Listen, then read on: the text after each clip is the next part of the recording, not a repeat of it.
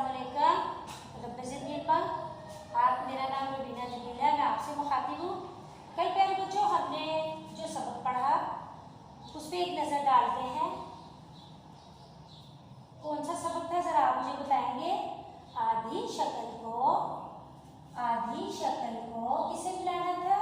अ की आवाज से अलिफ से मिलाना था। अ अलिफ से मिला, ठीक है। तो हमने बा की आवाज को किससे मिलाया? अलिफ से। क्या जरा ऊंची आवाज से पढ़े?